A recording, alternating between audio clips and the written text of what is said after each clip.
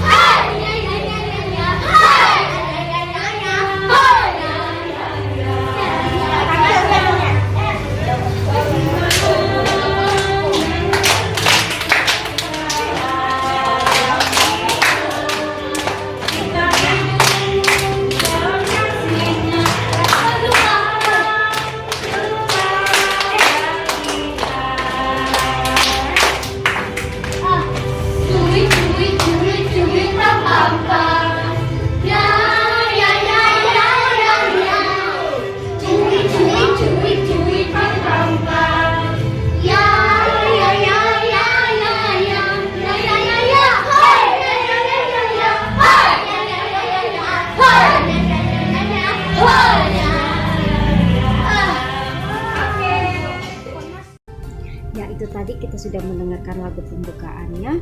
Sekarang mari kita tenang, kita berdoa. Dalam nama Bapa dan Putra dan Roh Kudus, amin. Ya Allah, melalui Roh Kudus hubungan kami dengan Engkau di dalam Kristus semakin terjalin erat.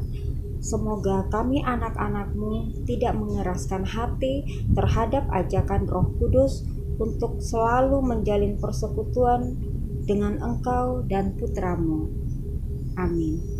Aku percaya akan Allah Bapa yang Maha Kuasa, pencipta langit dan bumi, dan akan Yesus Kristus Putranya yang tunggal Tuhan kita, yang dikandung dari Roh Kudus, dilahirkan oleh perawan Maria, yang menderita sengsara dalam pemerintahan Pontius Pilatus, disalibkan, wafat dan dimakamkan, yang turun ke tempat penantian pada hari ketiga, bangkit dari antara orang mati, yang naik ke surga, duduk di sebelah kanan Allah Bapa yang Maha Kuasa. Dari situ Ia akan datang mengadili orang hidup dan yang mati. Aku percaya akan Roh Kudus, Gereja Katolik yang kudus, persekutuan para kudus, pengampunan dosa, kebangkitan badan, kehidupan kekal. Amin. Bapa kami yang ada di surga, dimuliakanlah namamu, datanglah kerajaanmu, jadilah kehendakmu di atas bumi seperti di dalam surga. Berilah kami rezeki pada hari ini, dan ampunilah kesalahan kami, seperti kami pun mengampuni yang bersalah kepada kami, dan janganlah masukkan kami ke dalam pencobaan, tetapi bebaskanlah kami dari yang jahat. Amin. Salam Maria, penuh rahmat, Tuhan sertamu, terpujilah engkau dan antara wanita, dan terpujilah buah tubuhmu Yesus. Santa Maria, Bunda Allah, doakanlah kami yang berdosa ini sekarang dan waktu kami mati. Amin.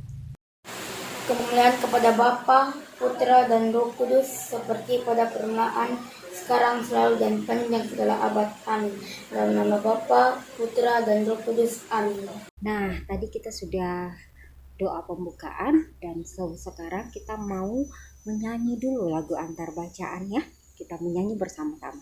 Ada dalam hatiku, ada dalam hidupku, dalam setiap langkahku, Tuhan pada diriku. Ku akan berangan, ku akan bertumbuh sehat, ku akan berbuah lebat, berakar, bertumbuh dan berbuah lebat. Oke, sekarang kita siapkan Alkitab. Kita mau membaca firman Tuhan dari Injil Yohanes bab 14 ayat 15 sampai 21. Dimuliakanlah Tuhan. Jikalau kamu mengasihi aku, kamu akan menuruti segala perintahku. Aku akan meminta kepada Bapa, dan Ia akan memberikan kepadamu seorang penolong yang lain, supaya Ia menyertai kamu selama-lamanya, yaitu Roh kebenaran. Dunia tidak dapat menerima Dia, sebab dunia tidak melihat Dia dan tidak mengenal Dia. Tetapi kamu mengenal Dia, sebab Ia menyertai kamu dan akan diam di dalam kamu. Aku tidak akan meninggalkan kamu sebagai yatim piatu. Aku datang kembali kepadamu. Tinggal sesaat lagi, dan dunia tidak akan melihat aku lagi, tetapi kamu melihat aku, sebab aku hidup dan kamu pun akan hidup. Pada waktu itulah kamu akan tahu bahwa aku di dalam Bapa-Ku dan kamu di dalam aku dan aku di dalam kamu. Barang siapa memegang perintahku dan melakukannya, dialah yang mengasihi aku. Dan barang siapa mengasihi aku, ia akan dikasihi oleh Bapa-Ku, dan aku pun akan mengasihi dia dan akan menyatakan diriku kepadanya. Demikianlah Injil Tuhan. Terpujilah Kristus. Adik-adik, tadi kita sudah dengarkan bacaan. Bacaannya itu tentang Tuhan menjanjikan penghibur. Tadi juga sudah lihat gambar ilustrasi bagaimana Bapa mengasihi kita anaknya, kita melakukan perintah-perintah Bapa, dan kemudian Yesus berdoa kepada Bapanya di surga agar Ia mengirimkan kepada kita penghibur, roh penghibur. Nah, roh penghibur itu dia bersatu bersama Bapa, Putra, dan Roh Kudus. Jadi persatuan itu yang membuat kita selalu disertai dan selalu menyertai segala tindakan atau perbuatan kita. Dan gambar terakhir tadi kan ada anak-anak misioner, anak-anak seluruh dunia bersatu untuk diutus. Nah, itu gambar kasih mula-mula atau siklus kasih yang pertama dari Allah Bapa lalu sampai ke orang tua kita dan orang tua ke kita. Nah, bagaimana caranya kita membalas kasih? Yang pertama, kalau kita lihat gambar tadi, Allah Bapa mengasihi kita. Nah, di sini pertama itu adik-adik tahu kan, kita dilahirkan oleh mama kita, orang tua. Bayi digendong, setelah besar kita mulai berbakti kepada orang tua. Contohnya adalah kita rajin ke sekolah, rajin menuntut ilmu, rajin membantu juga di rumah, dan hormat terhadap orang tua. Nah, kita hormat terhadap orang tua. Orang tua kemudian melakukan tanggung jawabnya sebagai bukti cintanya juga terhadap anaknya, yaitu mereka berdoa dan bekerja. Ada yang bekerja sebagai dokter orang tuanya, nah, atau tentara, polisi, atau petani, pedagang, macam-macam. Nah, terus kita itu kan kalau misalkan kita anak, contoh kita ini anak seorang dokter, maka kemungkinan besar kita juga nanti jadi seperti bapak atau mama kita menjadi dokter, misalkan seperti itu. Nah, tadi Tuhan Yesus katakan bahwa Allah di dalam aku di dalam Bapa, dan akan bersatu dan akan mengirimkan Roh Kudus, Roh kebenaran kepada kamu. Nah, itu Tritunggal Maha Kudus.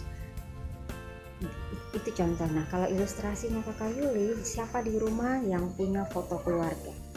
Pasti ada kan? Nah, di dalam foto keluarga itu ada mama, ada bapak, ibu, dan anak. Ada anak yang mirip sekali dengan orang tuanya, entah itu laki-laki mirip bapaknya atau perempuan mirip ibunya. Nah, kemungkinan juga dia punya pekerjaan yang sama. Misalkan tadi bapaknya dokter, kemungkinan anaknya juga dokter. Bapaknya suka pelihara hewan, anaknya juga mungkin juga suka pelihara. Jadi ada siap kalau mau lihat si bapak ini, lihat saja anaknya mirip sekali. Biasanya kan seperti itu. Nah sama juga, siapa yang mau melihat bapak harus melalui Yesus.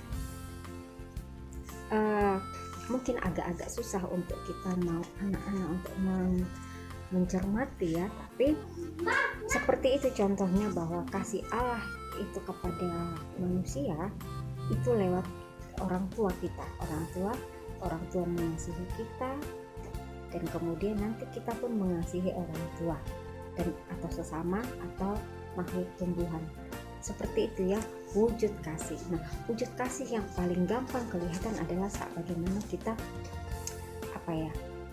apa yang diajarkan orang tua, apa yang mereka tanamkan itu kita lakukan dengan sebaik-baiknya, dan kita pun menghasilkan buah. Entah itu nanti kita menjadi orang yang seperti dengan cita-cita seperti orang tua kita harapkan. Misalkan orang tua harapkan kita menjadi dokter, ya kita pun juga ternyata punya ini ternyata cita-cita saya pun jadi dokter. Atau mungkin orang tuanya dokter tapi anaknya ternyata menjadi petani sukses, bisa saja. Jadi itu tergantung bagaimana kita mengenali diri kita sendiri dan mengenali orang tua kita. Orang tua pasti harus selalu mensupport. Oke adik-adik, terima kasih sudah mengikuti renungannya dan bacaannya hari ini. Oke adik-adik, sekarang mari kita berdoa penutup.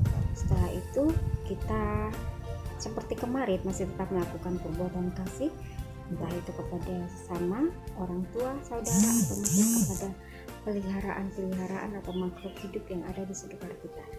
Oke, mari kita tenang, kita berdoa. Dalam nama Bapa dan Putra dan Roh Kudus. Amin. Allah Bapa dalam kerajaan surga, terima kasih hari ini kami sudah mengikuti ibadah kami.